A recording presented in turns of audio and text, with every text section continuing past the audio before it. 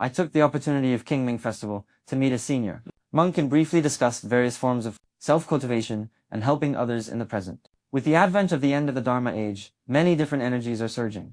As an individual, I also hope to take this opportunity to ensure that I am on the right path.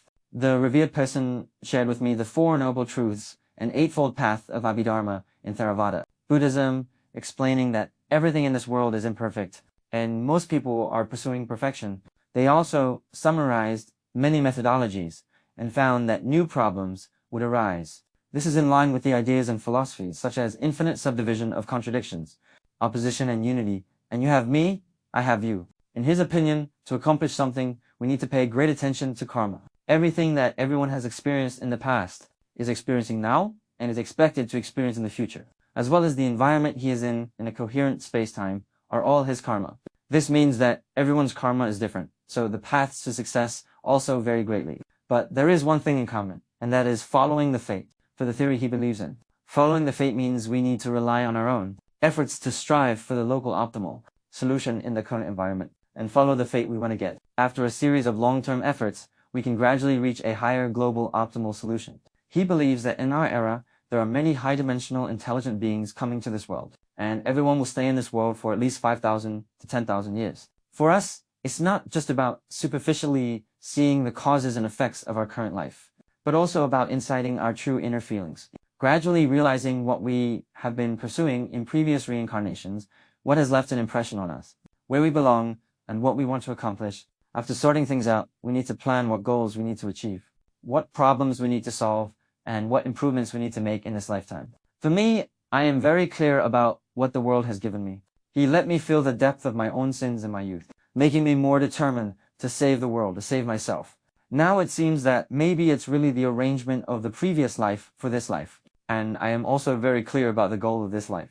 Only by achieving it can we truly solve the knot in our heart in the next life, thus creating the possibility of officially embarking on the path of cultivation. As a programmer, it's actually quite easy for me to understand the operation mode of this system. In the next life, we need to write a good script for the next life and tell you what information you need when you meet someone, how to make that individual who has returned to zero rejoin the topic and main task. Many people may wonder why we need to experience the 4 stages of life and reincarnation and erase all our memories to learn and meet people again. From the perspective of programming, the best way to find problems is to reproduce them and fix them in the process of reproduction. And in the long journey of life, there are some issues that must be solved in a specific golden window period. Otherwise, we can only wait for the next reincarnation to solve them. There is a saying that after the soul leaves the body, emotions will be magnified 7-fold. I have truly experienced this feeling in my dreams, which means that in reality, it's just a minor friction between words and deeds. But in that state, the resentment will be overwhelming, and we would like to put the other person to death immediately.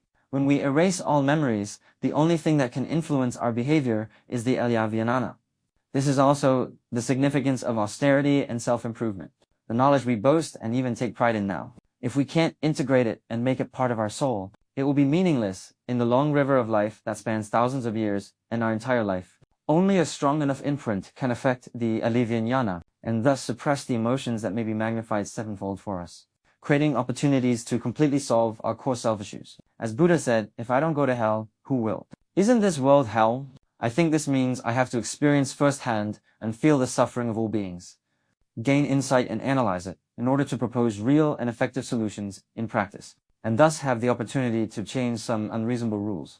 I think this is also the reason why I came to this world and am willing to pay tens of millions of years just to fix problems.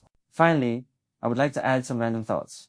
I am very grateful to this senior monk for taking 2 precious hours of his life to have an equal dialogue with me, and for trying his best to convey the inspiring information to me in a simple and easy to understand language. The task of my own life is very heavy, but also very magnificent. To solve it completely, I must not rely solely on my own strength, and it is by no means limited to my personal improvement. The Theravada Buddhism has given me a lot of inspiration, but in a sense, I am doing the things of Mahayana Buddhism. I hope I can go further on this path, and I rejoice in the merits and virtues